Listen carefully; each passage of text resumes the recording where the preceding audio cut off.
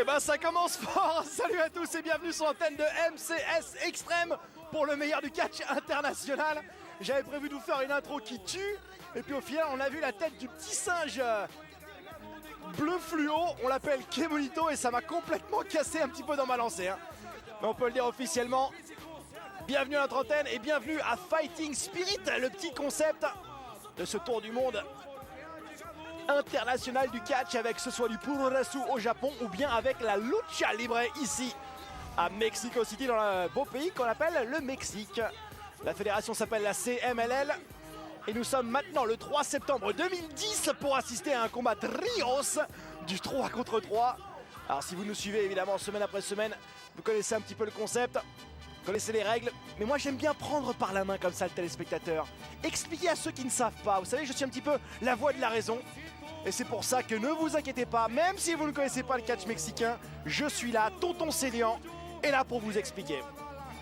Pour l'instant, on est en train d'assister à l'entrée de tous les catcheurs, puisqu'il y a un combat trio, ça veut dire qu'il y a donc 3 x 2, 6 participants qui vont chacun arriver, chacun leur tour. Et là, nous avons un homme qui se fait surnommer l'équilibriste du ring, l'homme au masque d'or, Mascara Dorada. Alors les 3 premiers, ce sont les technicos, c'est-à-dire les gens les catcheurs qui respectent la loi, les catcheurs très techniques et qui sont souvent les favoris de la foule.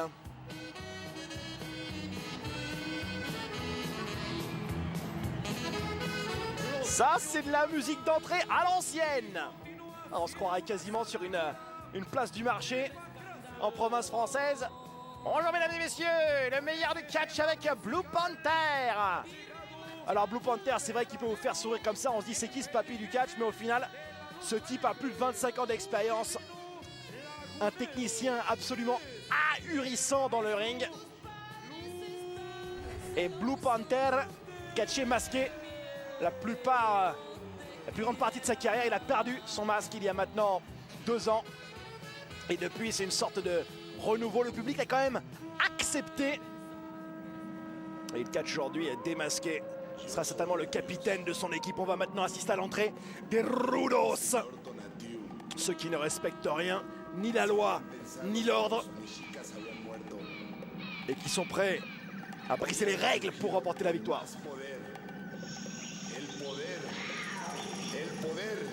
El poder mexica.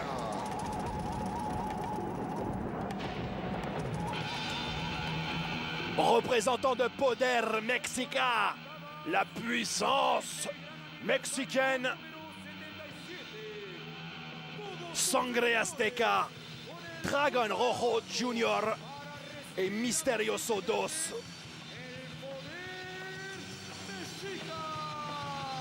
Très très fiers de leurs origines.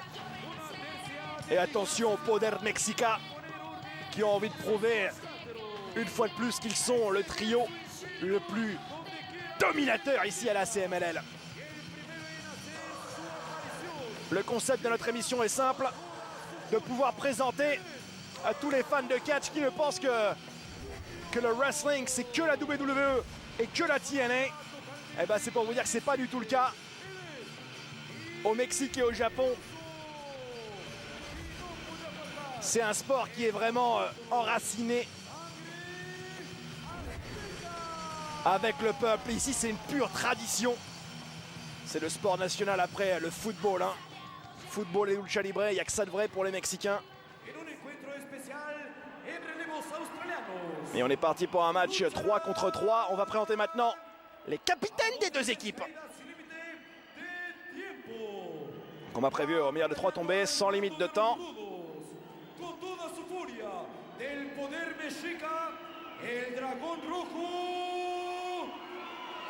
Alors ça c'est une petite surprise à mon avis, un Dragon Rojo Jr. qui sera le capitaine de Poder Mexica.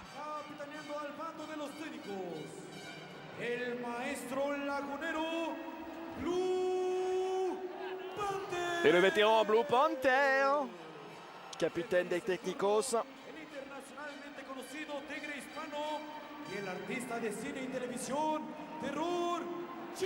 Et là on présente maintenant les 2 arbitres. Je leur ferai pas cet honneur parce que souvent le corps arbitral dans le catch, vous savez que c'est pas forcément quelque chose qui est au top. Alors c'est un combat au meilleur des 3 tombées, comme c'est le cas d'ailleurs pour tous les matchs trios au Mexique. Il faut remporter donc 2 points pour remporter la victoire. Et pour gagner un point, c'est simple, il suffit de couvrir soit le capitaine de l'équipe adverse, soit les 2 lieutenants. Et c'est justement le capitaine des Technicos Blue Panther, l'homme démasqué, face à Sangre Azteca qui commence. Peut-être les 2 vétérans de ce combat. Ça va être très intéressant à suivre. Alors évidemment, c'est vrai que les semaines passées sur MCS Extreme, j'ai eu la chance d'être rejoint par des consultants. Souvent, je trie sur le volet quelques catcheurs qui ont eu soit une expérience internationale, soit une appréciation vraiment de la lucha libre, et ça a été le cas. Et on sait que Harlem, catcheur français très célèbre, nous avait rejoint il y a quelques temps pour nous parler justement de son amour de la lucha libre et aussi de son expérience à l'Arena Mexico. Et il avait été entraîné par cet homme, un Sangre Azteca, l'homme en violet. C'est dommage d'ailleurs que Harlem ne soit pas là aujourd'hui pour nous en parler plus en détail. Mais c'est aussi pour vous dire que dans les semaines à venir, j'aurai encore d'autres invités, pas mal de petites surprises. Donc restez fidèles au rendez-vous de Fighting Spirit. L'autre spécificité du catch mexicain, c'est justement ces 2 arbitres. Vous avez vu, il y en a un qui fait le compte, l'autre qui essaie de regarder si tout va bien. Le problème, c'est que les arbitres sont souvent des anciens catcheurs ou alors sont souvent des... Comment dire, ils ont du mal à prendre leur retraite. Hein. Comme vous le voyez, c'est pas des arbitres de première jeunesse. Et on a le même souci d'ailleurs en France. Hein. Certains arbitres de fédérations connues sont des ancêtres. Soit les anciens arbitres qui sont complètement cassés, soit des vieux de la vieille qui ont du mal à laisser faire les jeunes. Parfois, ça peut justement handicaper un combat. Superbe ciseau de tête de Blue Panther. Bien, c'est propre. C'est beau, c'est propre, c'est fluide. Ça passe comme dans du beurre.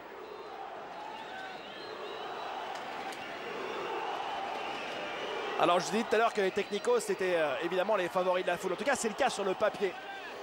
Mais à Mexico City, la capitale, c'est bizarre, mais il y a un petit peu cette fascination, vous savez, des catcheurs qui aiment bien tricher, qui sont le plus malins, qui flirtent souvent avec l'illégalité. Alors, j'ai jamais très bien compris pourquoi, justement, au Mexique en particulier, on aime les mécréants. Ouais, il doit y avoir une analyse sociale et sociétale à faire. C'est pas le cas dans toutes les villes, hein. C'est vraiment le cas à la capitale. Donc parfois on a des petites surprises, on voit des gars comme Poder Mexica se faire applaudir. Et des mecs comme Blue Panther qui sont pourtant droits comme un i dans leur carrière se faire un peu huer. C'est la dichotomie, hein, c'est magnifique. Alors le petit singe bleu qui m'avait troublé tout à l'heure, Kemonito, c'est la mascotte. Hein.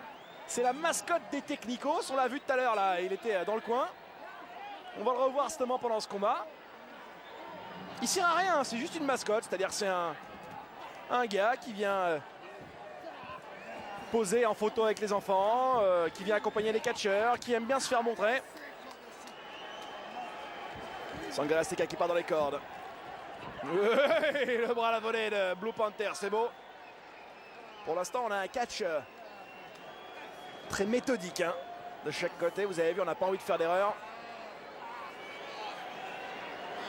Alors je vous ai replacé le combat dans le continuum espace-temps. Je vous ai dit qu'on était dans l'Arena Mexico, d'accord. Je vous ai dit qu'on était aussi le 3 septembre 2010. C'est la première fois que ces 2 équipes s'affrontent. Je pense qu'on a vraiment envie de pouvoir taper dans l'œil les organisateurs, montrer que lequel c'est le trio est le meilleur. On va avoir des chances, il y a des ceintures, il y a des ceintures nationales, il y a des ceintures internationales, il y a des ceintures aussi régionales. Mais il y a des ceintures en simple, en équipe, en trio. Beaucoup de championnats au Mexique. Vous connaissez l'aspect financier évidemment qui est très important pour tous ces catcheurs. On ne fait pas ça uniquement pour divertir mais aussi pour gagner sa croûte.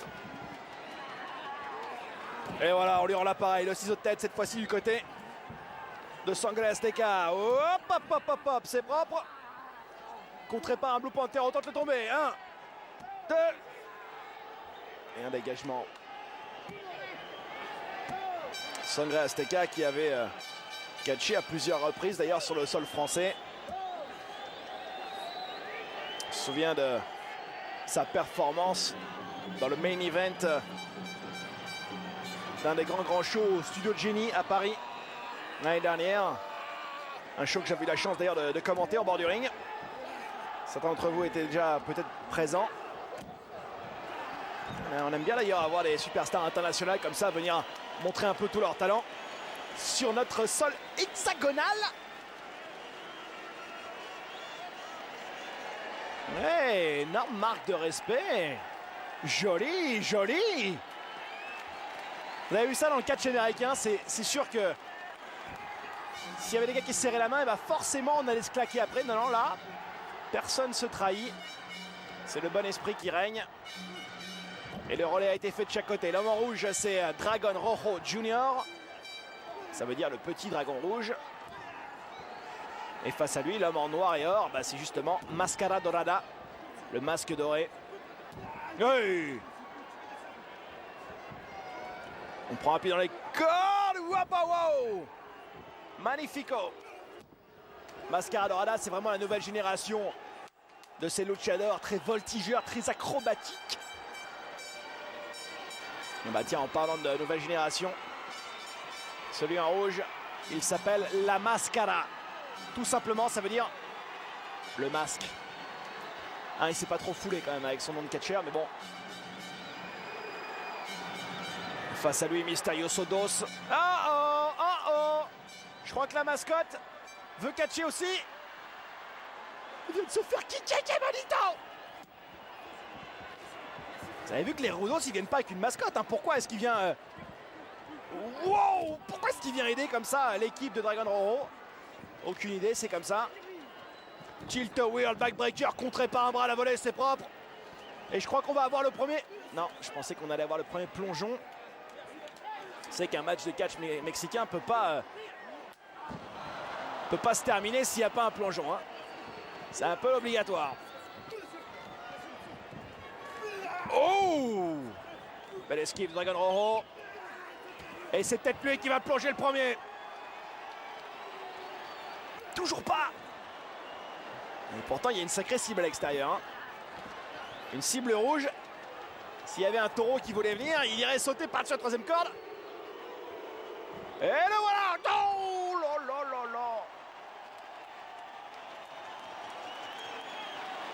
là. Et écoutez bien ces applaudissements. Ils sont pour les Rudos. La Mascara qui va tenter sa prise de finition. Ça y est, c'est parti. Bordel total, bordel complet. Et j'ai bien l'impression que les Rudos, poder mexicain, dans les cojones. Oula, normalement c'est une disqualification ça, non? Ils vont se faire disqualifier si ça continue comme ça. Je crois que les arbitres sont quand même assez... Ils laissent les choses aller. Oh! Une deuxième fois. Uno, dos, tres. Blue Panther qui vient de se faire couvrir.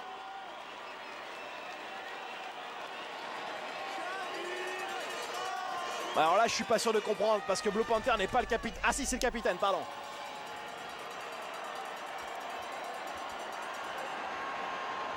Ah oui. Oh, c'est quand même un coup bas, ça, je suis désolé. Oh, les arbitres sont quand même assez pro. Poder Mexica. Alors voilà. Pour ceux qui n'auraient pas compris les règles, c'est simple. Le capitaine des Technicos vient de se faire couvrir. Ça veut dire qu'il y a un point pour l'instant pour Poder Mexica. Le match est loin d'être terminé. Il y a toujours une possibilité de revenir.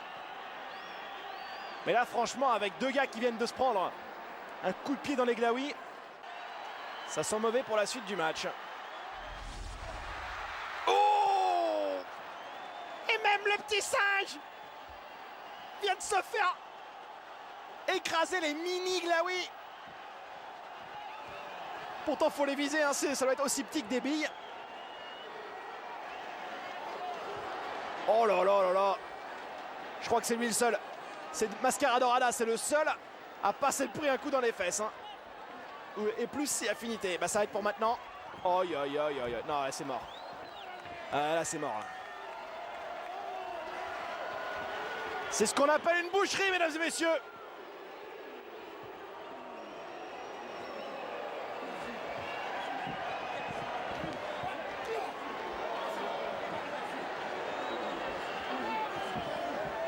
Oh, c'est pas vrai, c'est une spéciale entrejambe ou quoi là?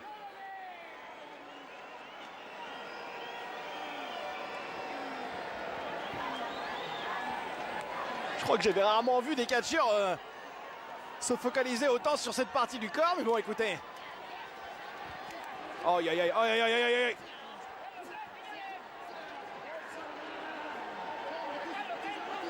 Le problème en plus, c'est que d'avoir été affaibli comme ça, hein, cette partie du corps, vous imaginez bien que ça doit faire baisser la barre d'énergie.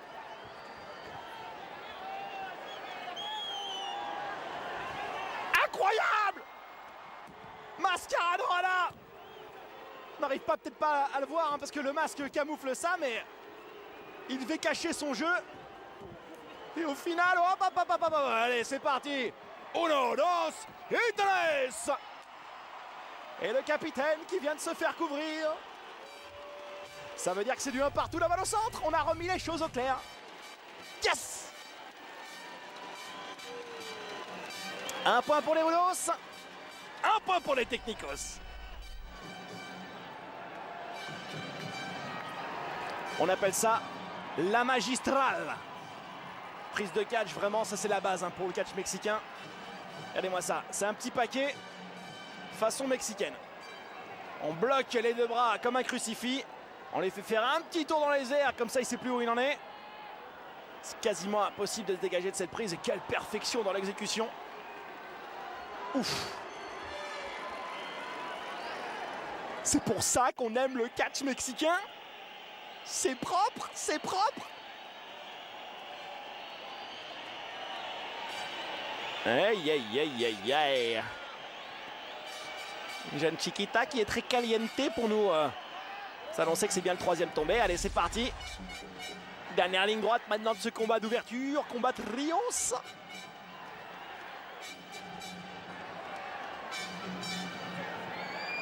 Sangre Azteca contre la Mascara qui a fait tomber le t-shirt.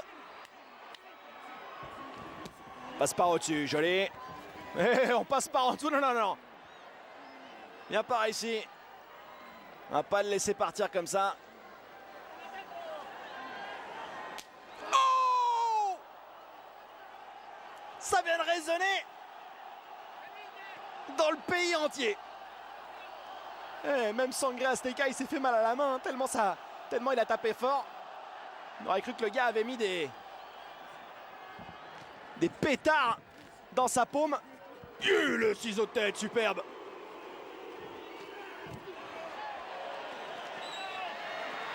Oh non, c'est pas vrai.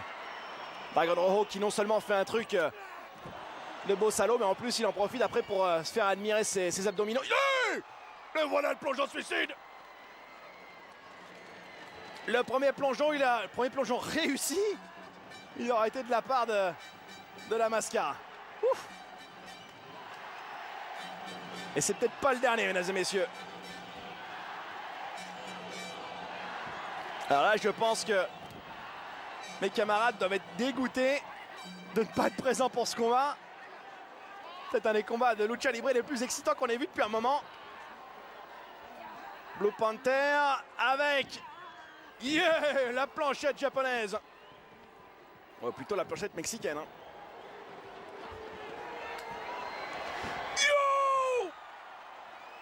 La panthère vient de bondir. Et Mascara Dorada. Wouh! Le mec il doit avoir un trampoline sous les pattes, c'est pas possible. Incroyable, incroyable. Oh! Exceptionnel! Mascara Dorada! La perfection dans l'exécution, regardez-moi ce moonsault! Et il retombe en plus sur les jambes.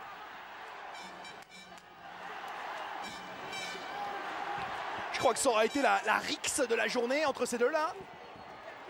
C'est peut-être bien d'ailleurs qu'ils se retrouvent maintenant tranquillement dans le centre du ring. Aïe, aïe, aïe, aïe.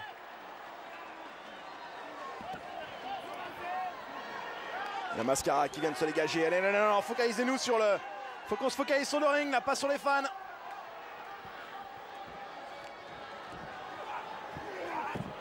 Six de tête tenté, Hurricane Rana roll-up. Non, dégagement, dégagement. Il va falloir taper plus fort, je pense, hein, si on veut réussir à battre le capitaine des Rudos. Quel match de ouf!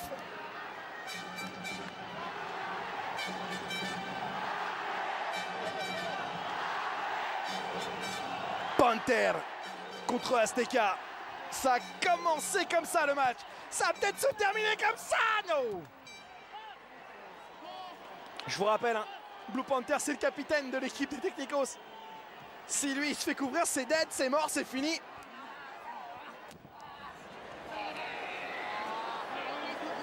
Oh, prise en 4 qui est tentée. Non, non, non, non, c'est une erreur, c'est une erreur, c'est une erreur.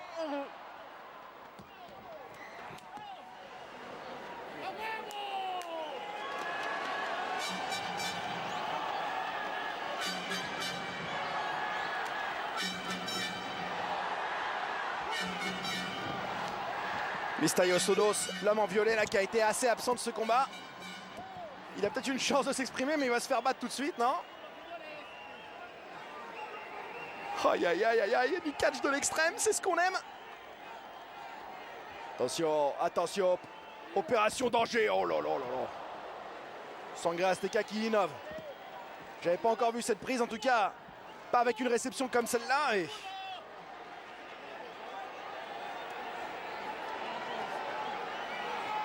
je sais vraiment pas du tout dans quel sens ça va aller. Hein. Et on sait que Blue Panther, sa spécialité, c'est les prises de soumission. S'il arrive à placer la planche de surf. Aïe aïe aïe. On appelle ça la planche de surf. Essayez de comprendre pourquoi. Il y a juste à mettre Kelly Slater sur le torse de Sangre Azteca et ça aurait suffi.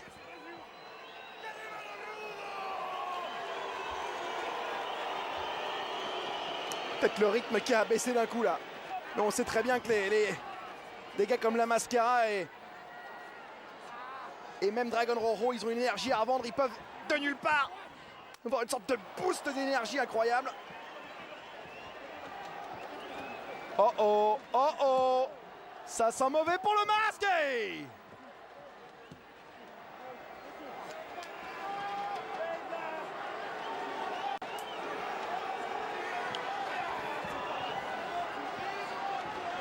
Oh, une esquive. Superbe. Superbe, super kick dans la face, Dragon Rojo. C'est au tour de Mascara. Attends! Il est incroyable! Ce type est peut-être un des plus beaux voltigeurs du 21e siècle. Ça va se terminer. On va avoir une double soumission. Une double soumission. C'est terminé d'un côté, c'est terminé de l'autre.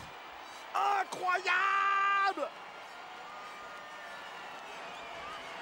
Fabuloso! Ça veut dire que les Technicos repartent avec la victoire.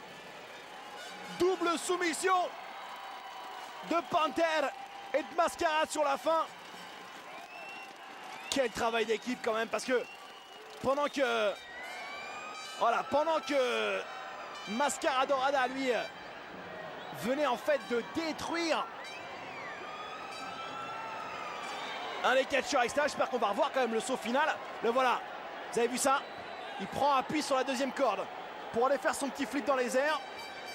Et ensuite, ça laisse complètement le temps à la Mascara de placer son petit pendule. Regardez, le pendule. Hop, hop, hop, 1, 2, 3. Et de l'autre côté, Sangre Azteca, il perd pas de temps. Aïe, aïe, aïe. Ça, c'est ce qu'on appelle du travail d'équipe. Travail à 3, travail à droit. Ça s'est passé dans l'Arena Mexico de Mexico City. Cette fois-ci, on va s'arrêter avec la lucha libre. Mais la bonne nouvelle, c'est que l'émission est encore loin d'être terminée. On part maintenant tout de suite, direction le Japon.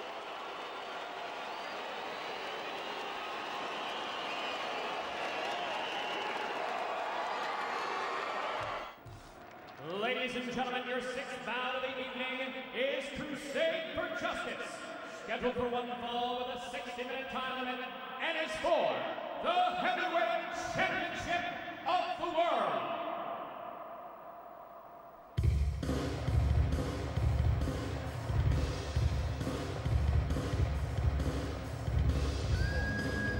Ibaraの階段を上りやっと取った01の死亡世界ヘビーのベルトしかし10月13日両国で新日本の長田に奪われた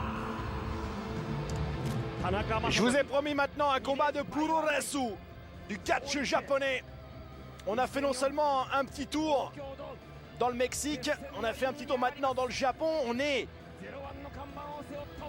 dans une ville magnifique que vous connaissez bien puisque c'est la ville qui s'appelle Tokyo. Nous sommes à l'événement Wrestle Kingdom 3. C'est vraiment le WrestleMania du Japon. Hein. Tous les ans, le 4 janvier, eh ben, la New Japan Pro Wrestling, qui est la fédération numéro 1 au Japon, organise un événement qui s'appelle Wrestle Kingdom. Ça veut dire le royaume du catch. Avec les plus grandes rixes, les plus grandes embrouilles qui vont culminer à ce moment-là. Et là, pour ce 4 janvier 2009, on avait un affrontement entre Yuji Nagata, actuellement à l'écran, champion de la fédération 01, qui défend cette ceinture face à Masato Tanaka. Alors je vais vous expliquer un petit peu. Alors je vous ai dit qu'on est dans une fédération qui s'appelle la New Japan, d'accord, mais pour des grands événements comme cela, on peut se permettre justement d'accueillir des champions d'autres fédérations. C'est le cas ce soir.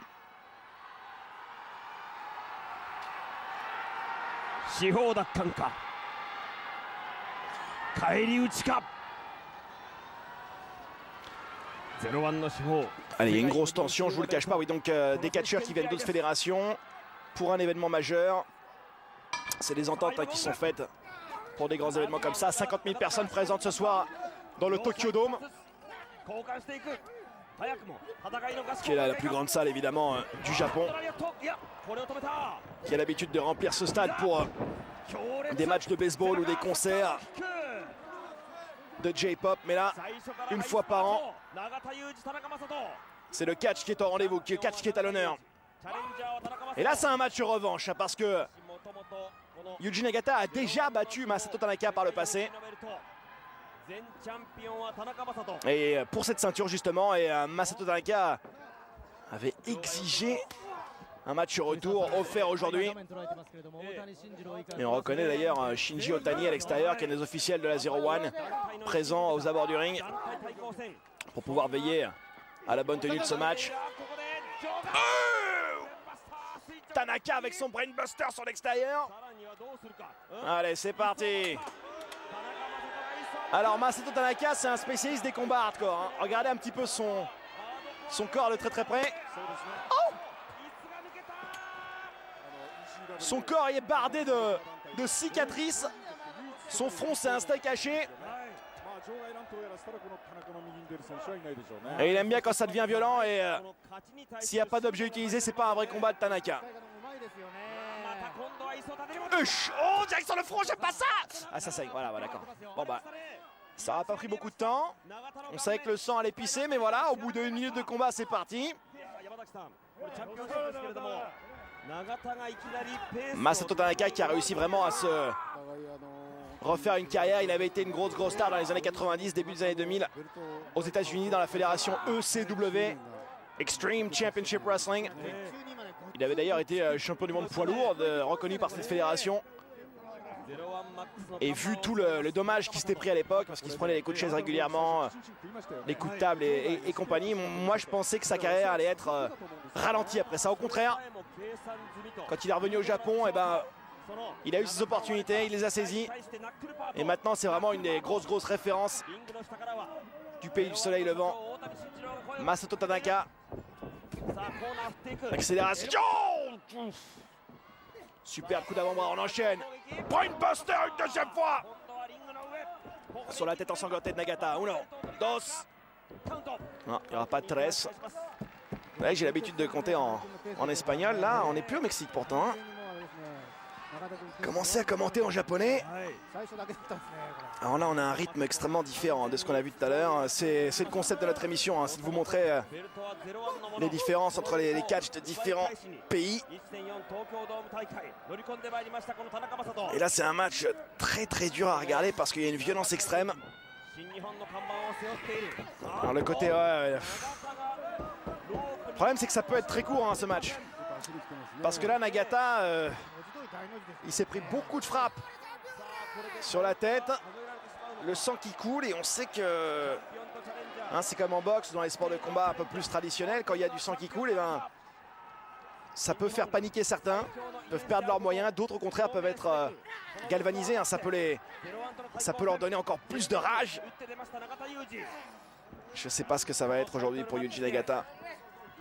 Il a l'air de résister quand même. Oh! Vas-y, mange ça, mon gars. Oh! Lariato! Ish! Ni! Fan! Non.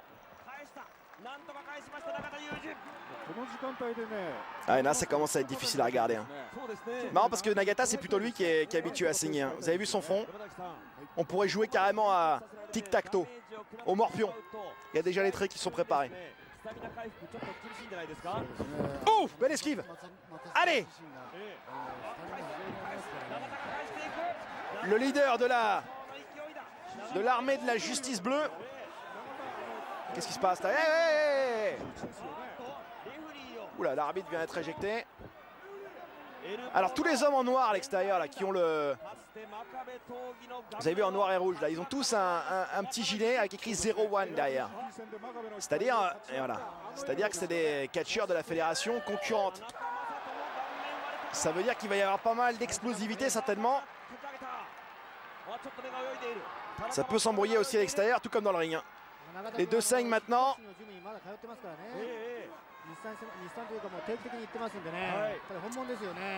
Nagata direction le haut de la montagne. Le haut du mont Fuji. Oh oh, il va tenter le explodeur. Ça passe. Super explodeur souplex. On vient d'entendre, hein. 5 minutes, ça veut dire ça fait déjà 5 minutes de combat et pourtant, enfin ça fait seulement 5 minutes de combat et pourtant ils sont déjà en train de saigner. Tanaka en position de challenger. Nagata. Alors Nagata, c'est vrai que c'est un pur produit de la New Japan. Hein. C'est assez ironique d'ailleurs de savoir que un catcheur New Japan est champion d'une fédération concurrente. C'est un petit peu comme... on va faire un équivalent, c'est un petit peu comme si le PSG était champion national de l'Espagne. Ça n'a aucun sens, mais pourtant, c'est ce qui s'est passé là. Oh! Oh, c'est pas vrai. Il est en train de lui tirer des... Je fais mes parallèles avec le football, il est en train de lui tirer des pénaltys dans la gueule. Là. Oh!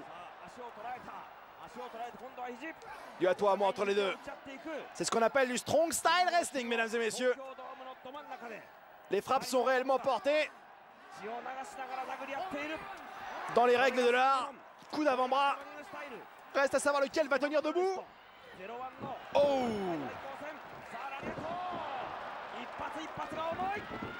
Ça se passe sur MCS Extrême et nulle part ailleurs. Là, on a vraiment du catch de l'extrême. Hein. Je voulais en profiter d'ailleurs pour lancer un message à tous les téléspectateurs, tous les fans de Fighting Spirit. Je sais qu'il y en a certains d'entre vous qui se plaignent un petit peu du côté un peu erratique de la diffusion de ce programme. On ne sait jamais où, quand, comment, mais bon. Dès que le rendez-vous est pris, en général, c'est addictif. Hein. On reste devant et on ne bouge plus. C'est bien de toute façon, hein, ce petit concept de mix. C'est un petit peu comme une boîte de bonbons, hein. Comme disait Forrest Gump, comme une boîte de chocolat. On ne sait jamais sur quoi on va tomber. Fighting Spirit, c'est un peu la boîte de chocolat du catch. Oh, oh. On va y avoir droit encore. Dans le Brainbuster contré par Nagata. Ah, du snow maintenant. Le style très martial. Oh. Le champion qui reprend maintenant le devant. Oh, quelle boucherie. Puis ils attaquent vraiment le visage, ils veulent que ça saigne. Et les mecs n'ont aucune pitié. Hein. Quand il y a l'adversaire en face qui saigne, au contraire, les mecs, ils y vont encore plus fort. C'est comme des piranhas.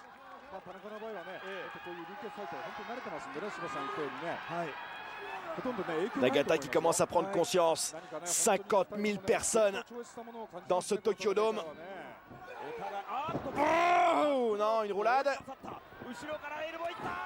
Incroyable, sliding D. C'est une des spécialités de Masato Tanaka, ça.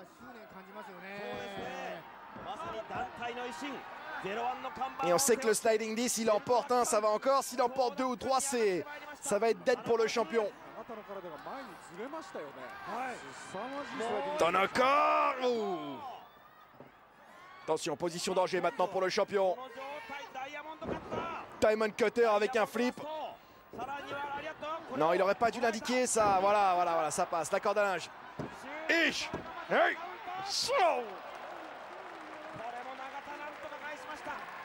Tanaka. Nagata, Tanaka, Nagata, Tanaka. Ça arrive même plus à savoir qui est qui, hein. Comme ils sont couverts de sang, on va juste voir deux types aux couleurs rouge fluo en train de se taper dessus. Avec ce masque pourpre qui recouvre le visage de Tanaka, on passe pas derrière.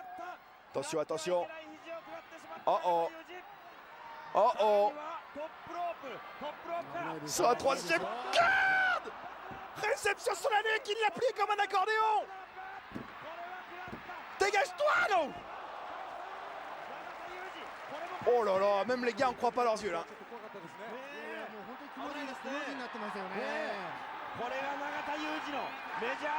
Nagata qui va se prendre un sliding D.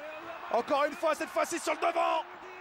C'est passé par derrière, c'est passé par devant et ça va suffire, non.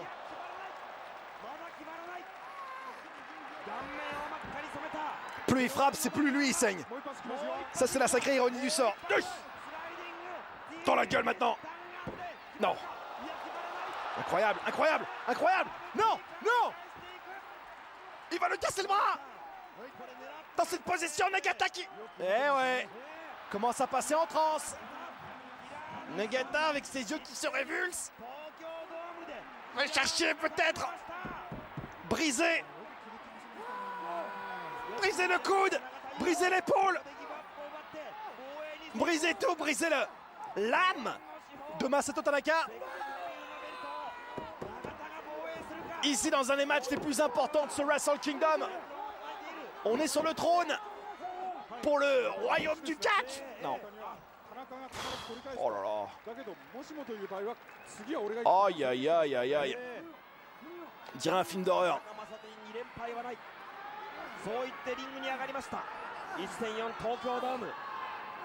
Tanaka qui vient de se prendre maintenant un kick, on appelle ça un enzigiri, hein. C'était la frappe sur la de la nuque. Tiens debout, personne ne sait comment. On y retourne, backdrop driver.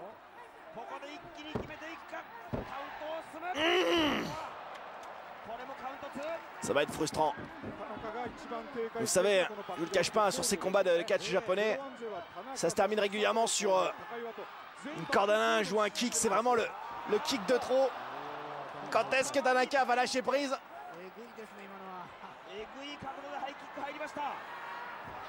Regardez-moi ça. Quasiment mort debout encore une fois. Backdrop driver. Réception sur la nuque. Le champion Yuji Nagata. Dominateur qui veut en finir. Un autre backdrop driver. C'est terminé, c'est terminé. Ouf. Je vous l'avais dit, hein. Ça allait forcément se terminer sur... pas forcément sur la prise la plus spectaculaire, mais c'était sur la prise de trop. La prise en plus. Mon truc en plus. Yuji Nagata qui conserve cette ceinture. Champion du monde poids lourd. Reconnu par la 0-1. Et cette guerre, à mon avis, est terminée. C'est-à-dire, Nagata a battu maintenant Tanaka 2 fois de suite. Il va pouvoir passer à un autre challenger. Il attend maintenant de nouveaux défis. Et que le guide de la Blue Justice Army puisse continuer à sa magnifique carrière. C'est superbe ce qui est en train de se passer parce que là on est vraiment en train de vivre un moment historique hein, dans l'histoire du catch japonais, avec toutes ces grandes légendes qu'on pensait terminer, qui au final ont encore des choses à offrir. Et là on reconnaît Shinji Otani. Hey. Je vous disais tout à l'heure qu'on allait chercher un nouveau challenger pour le titre mondial. J'ai l'impression que Shinji Otani est en train de se dire c'est peut-être pour moi la prochaine chance là hein. Je pense que ce coup de tête là ça va pas plaire à Nagata. Ouais. En tout cas si ce match a lieu, j'espère qu'on aura l'occasion de vous le proposer ici sur l'antenne de MCS Extreme. Le rendez-vous pris avec le tour du monde du catch en 80 rotations, en 80 styles de catch est terminé pour aujourd'hui. On a vu le meilleur de la lucha libre, maintenant on voit le meilleur du puroresu. On se donne rendez-vous évidemment la prochaine fois, toujours sur notre antenne pour un nouvel épisode de Fighting Spirit. Ça a été énorme. Merci encore de nous avoir suivis et à très vite. Ciao.